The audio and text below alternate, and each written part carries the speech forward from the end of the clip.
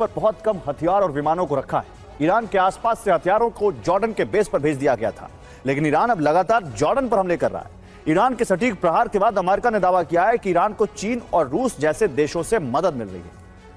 Iran खुफिया input के आधार पर अपनी दिशा बदलने वाली मिसाइलों से हमले कर रहा है और यही वजह है कि ईरान की मिसाइलों को हवा में नष्ट करना मुश्किल हो रहा है और अमेरिका के नुकसान का ग्राफ बढ़ता जा रहा है। अमेरिका की इसी रणनीति की वजह से जॉर्डन अब जंग का नया केंद्र बिंदु बन गया। ईरान जॉर्डन पर कई चरणों में हमले कर चुका है। जॉर्डन में फिर 2 अमेरिकी सैनिकों की मौत हुई। ईरान को चीन और रूस जैसे देशों से मदद मिल रही है। ईरान के पास अमेरिकी विमान और हथियारों की जानकारी। ईरान चीन रूस की मदद से सटीक निशाना लगा रहा है। और रिपोर्ट के मुताबिक रूस और चीन अपनी सैटेलाइट के जरिए ईरान की मदद कर रहे हैं और ईरान को खुफिया जानकारी भेजी जा रही है। अमेरिकी अधिकारियों का दावा है कि ईरान को लगातार सैटेलाइट डेटा की सप्लाई की जा रही है। अमेरिकी अधिकारियों के मुताबिक जॉर्डन के बेस की पूरी जानकारी ईरान को भेजी गई है। खुफिया इनपुट के जरिए ही ईरान को निशाना साधने में मदद मिल रही है। रिपोर्ट यह भी है कि ईरान ने फिर अपनी जिग-जैग मिसाइलों से हमलों की शुरुआत कर दी है। ईरान की जिग-जैग वाली मिसाइलें लॉन्च होने के बाद बार बार रास्ता बदलती हैं। मिसाइलों की दिशा बदलने की वजह से ही अमेरिकी एयर डिफेंस नाकाम हो रहे हैं। अब ईरानी मिसाइलों को गिराना आसान नहीं रह गया है। मुस्तबा ने लिखा है, अमेरिकी राष्ट्रपति के हस्ताक्षर की कोई अहमियत नहीं है। अमेरिका को कभी ना भूलने वाला सबक मिल रहा है। अमेरिका को ईरान के करीब से सैनिकों को वापस ले जाना होगा। माना जा रहा है कि अमेरिका जॉर्डन पर हमले का बदला लेगा। ईरानी सेना पर बड़ा हमला किया जा सकता है। ईरानी सेना के किसी मुख्यालय को टारगेट किया जाएगा। और ईरान ने धमकी दी है कि अमेरिका के इंफ्रास्ट्रक्चर पर हमले का बदला यूएई पर हमले से लिया जाएगा। ईरान ने धमकी दी है कि वो यूएई को टारगेट करेगा। निशाने पर अबू धाबी एयरपोर्ट भी रहने वाला है। ईरान ने कहा है कि अमेरिका के हर हमले का इंतकाम लिया जाएगा। एयरपोर्ट के अलावा बंदरगाहों पर भी हमले की धमकी दी गई है। ईरान ने कहा है कि वो फुजैरा पोर्ट और जबेल अली पोर्ट को तबाह कर देगा। ईरान ने धमकी दी है कि यूएई में भी तबाही नहीं चाहते तो अमेरिका ईरान के इंफ्रास्ट्रक्चर पर हमला ना करे।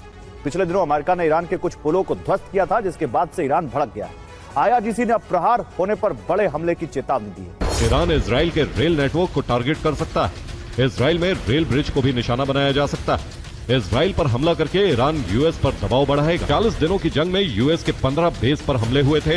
ईरानी हमलों में 13 अमेरिकी सैनिकों की मौत हुई थी। 400 अमेरिकी सैनिक घायल हुए थे। 228 अमेरिकी सैन्य संपत्तियों को नुकसान हुआ। और युद्ध के मैदान में ज़ेलेंस्की को रणनीति बदलना भारी पड़ गया है। मॉस्को और क्रीमिया को दहराने का प्लान यूक्रेनी सेना के लिए उल्टा दांव साबित होने लगा है। कीव के थिंक टैंक्स ने रूस पर दबाव बनाने की जिस रणनीति को यूरोप और अमेरिका को अपने साथ लाने की गारंटी मान लिया था, उस गारंटी को पुतिन ने एक रात में भी बेकार साबित कर दिया। क्रोध की अग्नि में जल रहे पुतिन ने प्रतिशोध का ऐसा बारूदी बवंडर उठाया कि यूक्रेन की राजधानी मलबे का ढेर नजर आने लगी। आखिर पुतिन ने यूक्रेन पर हमलों से किसे और क्या संदेश दिया है, अब इस रिपोर्ट में बहुत ध्यान से देखिए। पुतिन का प्रण संपूर्ण कीव दहन। ऐसा प्रहार जिसमें महज 60 मिनट के अंदर 40 बैलिस्टिक मिसाइल और 150 से ज्यादा आत्मघाती ड्रोन दागे गए। उनके मुताबिक बैलिस्टिक मिसाइलों से सुरक्षा सर्वोच्च प्राथमिकता है। हमें हर दिन इंटरसेप्टर मिसाइलों की जरूरत पड़ रही। पश्चिमी देश इस संबंध में कोई नया फैसला नहीं ले रहे, इसलिए मॉस्को को हमारे लोगों पर हमले का मौका मिल रहा है। यूक्रेन को कई मोर्चों पर घेरने की रणनीति के तहत सूमी और खेरसोन पर गाइडेड एरियल बम गिराए गए। खार्किव के एजियम पर भीषण ड्रोन प्रहार किए गए।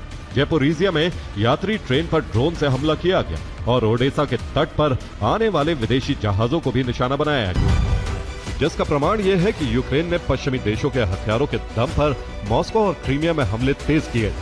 इन हमलों के बाद ज़ेलेंस्की दिखाने की कोशिश कर रहे थे कि रूस की धरती पर हमला करके पुतिन पर दबाव बनाया जा सकता है, लेकिन एक रात में पुतिन ने यह साबित कर दिया कि उनका प्रतिशोध की सीमा का अनुमान लगाना भी मुश्किल। और बीती रात यूक्रेन की सेना ने दक्षिणी रूस और क्रीमिया के सबसे बड़े तेल और बिजली ठिकानों पर हमला किया। यूक्रेन के इस ड्रोन प्रहार में रोजनेफ्ट और लुकोइल जैसी रूस की तेल कंपनियों के विशाल फ्यूल टैंक धधकने लगे, जिससे पूरे स्तावरोपोल क्राई में आपातकाल की घोषणा करनी पड़ी। यूक्रेन ने इस बार दक्षिणी रूस के स्तावरोपोल क्राई में मिखाइलोवस्क फ्यूल डिपो पर हमला किया। रिपोर्ट के मुताबिक 3 बड़े फ्यूल टैंक निशाना बने। इस ऊर्जा ठिकाने में कुल 42 फ्यूल टैंक हैं, जिनकी कुल भंडारण क्षमता करीब 57,600 क्यूबिक मीटर बताई जाती। यहाँ रोसनेफ्ट और लुकोइल जैसी बड़ी रूसी तेल कंपनियों के तेल गोदाम भी मौजूद है। यही वजह है कि रात भर आग की लपटें उठती रही। ये लगातार तीसरी बार है जब मिखाइलोवस्क के इसी ऑयल डिपो को निशाना बनाया गया। धमाके के बाद याल्टा के दारसान बिजली सब स्टेशन में आग लग गई, जिसके बाद पूरे इलाके में ब्लैकआउट हो गया। तो यूक्रेन रूस पर लगातार हमले कर रहा है और पुतिन यूरोप पर दबाव बढ़ाने की तैयारी कर रहे हैं। अब नई खबर यह है कि पुतिन एक बार फिर चेचन लड़ाकों की मदद ले सकते हैं। रिपोर्ट है कि चेचन लीडर कादिरोव नेटो देशों पर हमले के लिए तैयार है। कादिरोव ने पुतिन से नेटो देशों पर हमलों का आदेश मांगा है।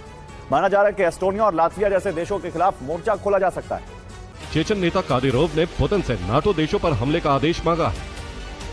कादिरोव का दावा है कि चेचन लड़ाके यूरोपीय देशों पर हमले के लिए तैयार है। चेचन लड़ाके पुतिन के बाल्टिक मिशन की शुरुआत की वजह बन सकते हैं। लातविया और एस्टोनिया में